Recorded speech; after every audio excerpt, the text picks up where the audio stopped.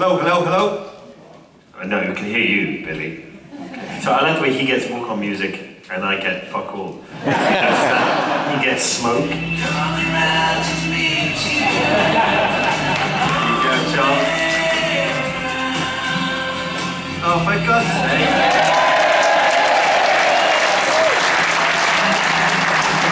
Thank you very much.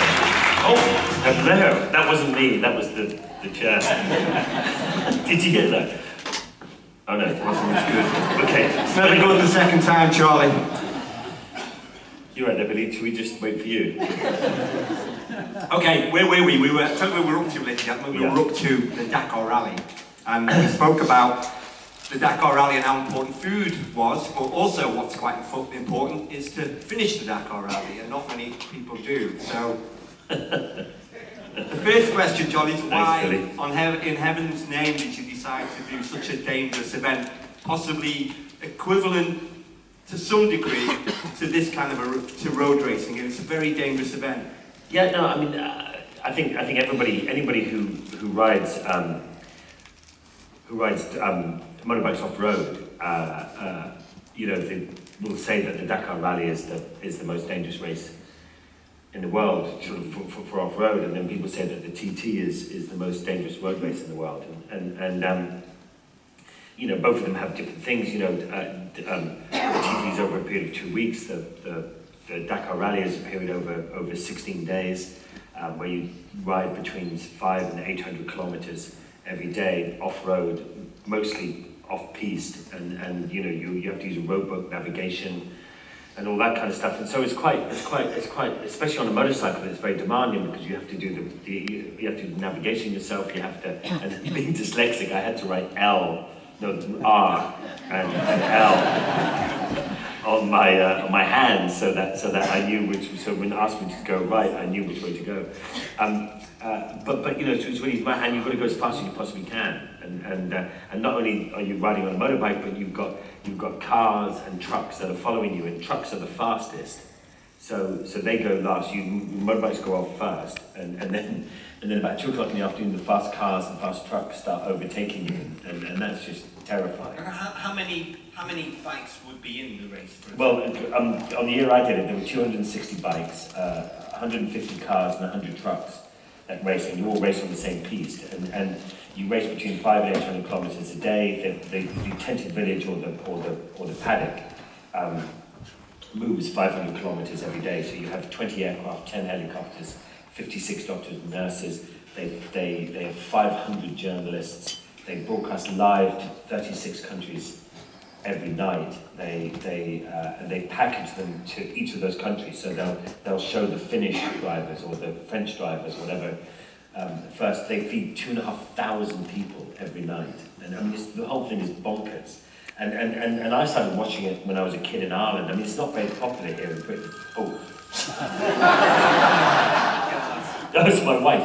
Does anyone say hello? Hold on. Olivia. Hi, darling. I'm just on stage. Hold on, do you want to say? Hang on a sec. Say hello to Ollie. Hello. I'll call you later. Oh, she says hello, everybody. I'll call you later. Okay, my darling. Okay. Love you too. 27 years married, ladies and gentlemen. I just turned that off. I said I didn't even listen. Did anyone listen to the things? Anyway. Anyway.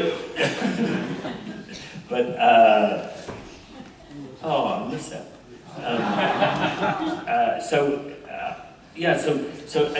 And in England or Britain, it's not really very popular. But in Ireland and France and Italy and Spain and pretty much the rest of the world, it's huge. I mean France, like the equivalent to the BBC, will dedicate 3 hours every night to the Dakar Rally live TV. I mean, it's just massive. And you know, Hubert Oreal, who won 3 Dakars, and famously won one where on the last day he fell off and broke his ankles. He was leading the race and got back on, finished and came second. With the patty blood coming up over his trousers, his boots.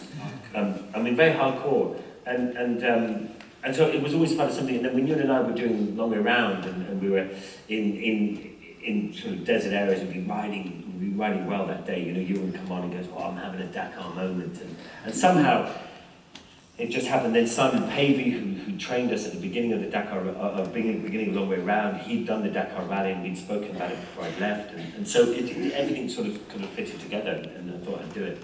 Yeah, and that's why it did say, I think, in the end of Long Way Round, didn't it? It said, I think in the piece on the back of the... Oh yeah, it said Charley Boorman lives in London with his wife and 2 kids and his bikes and wants to do the Dakar Rally. I thought, who the fuck wrote that?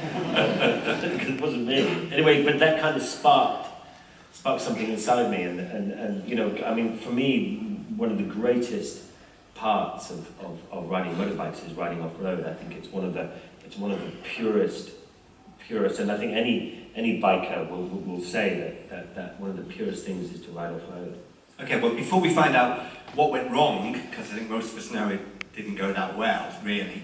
Some people might not know. Before we do, I've compiled a little clip here, ladies and gentlemen, to remind us of what the Dakar Rally is like, and in some respects, why you wouldn't really want to do the Dakar Rally. So check out this Dakar Rally clip, and then we'll talk what happened.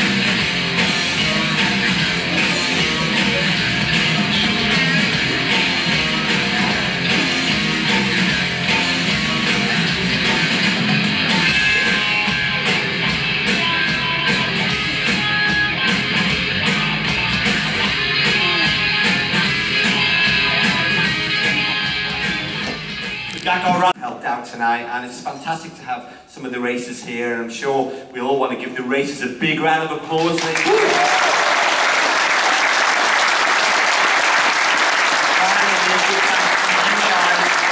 put your hands together again and say a big thank you to the lovely Mr. Charley Boorman.